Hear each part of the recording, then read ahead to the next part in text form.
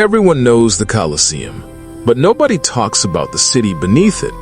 Not a basement, not a storage area, a fully functioning underground metropolis, complete with traffic systems, elevators, hydraulic pumps, and a population of hundreds working in near total darkness.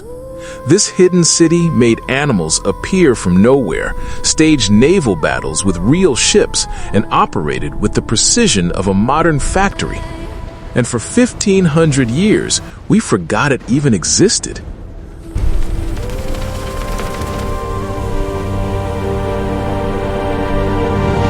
Picture this: 50,000 spectators cheering above, while directly beneath their feet, a city operates in constant motion. This is the hypogeum, Greek for underground, but city fits better. It stretches 250 feet long and 145 feet wide, with two main boulevards and countless side streets. Built by Emperor Domitian around 90 AD, it had its own infrastructure, its own workforce, its own rhythm. Here's what made it a city: population density.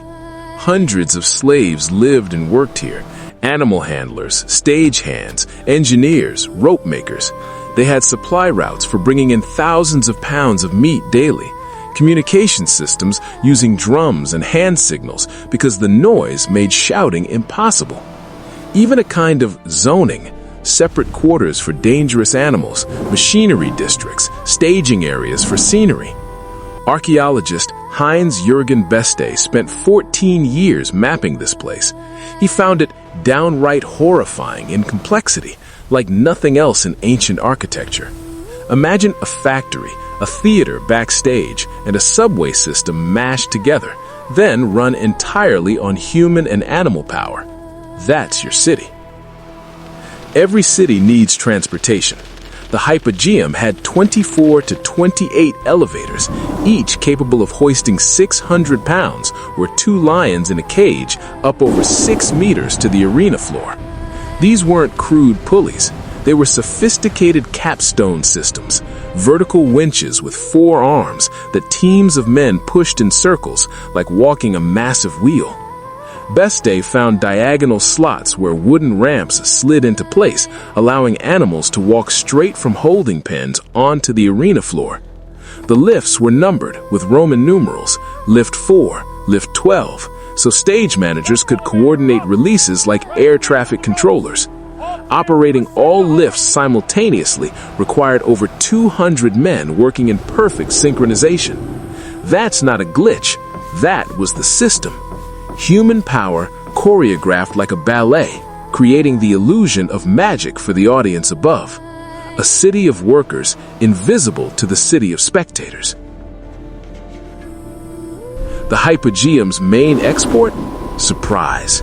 A hunter in the arena never knew where the next lion would appear. 1 trapdoor, 3 at once, from behind. The city below controlled the narrative above. My favorite example: Emperor Gallienus punishes a merchant who sold fake jewels to the empress by throwing him to a lion. The cage opens, and a chicken walks out. The crowd roars. Gallienus announces he practiced deceit and then had it practiced on him. The merchant goes home alive. That's the hidden city at work.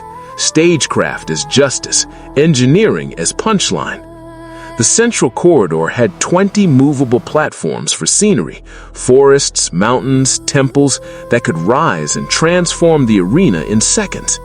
Poet Marshall wrote of rocks creeping along and woods running, the audience watching the set change before their eyes. The city below rebuilt the world above on demand. And now for the secret that sounds like myth. This city could become a port. The Colosseum staged naval battles by flooding the entire arena.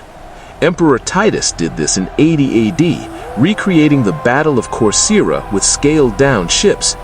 The Colosseum sits on fluvial soil with natural water flow beneath it.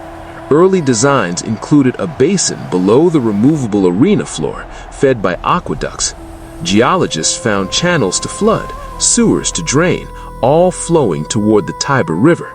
The city had a waterfront district when it needed one. Poet Martial described spectators unable to process the rapid change. Here but lately was land, here but lately was sea. Imagine watching your city transform from desert to ocean to forest in one day. That's not an arena, that's a machine for altering reality.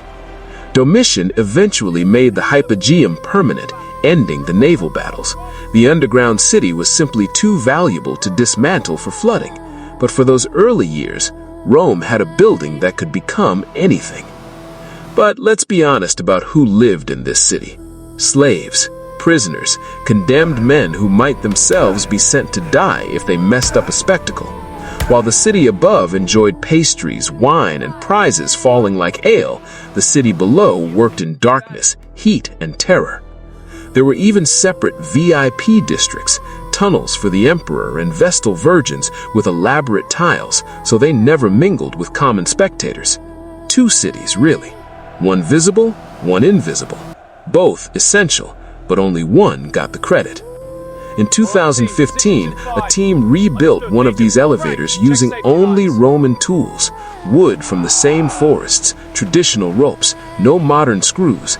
8 men raised a wolf into the arena for the first time in 1,500 years.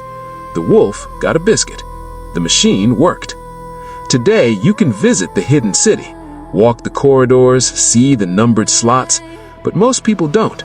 They photograph the arches and leave, never realizing the real masterpiece was beneath their feet all along. The Colosseum isn't just stone and sand. It's 2 cities, one built for watching, one built for making the impossible happen. And only one of them got the sunlight. Thanks for watching. Comment below. Would you rather be a spectator above or running the machinery below? Subscribe for more hidden cities.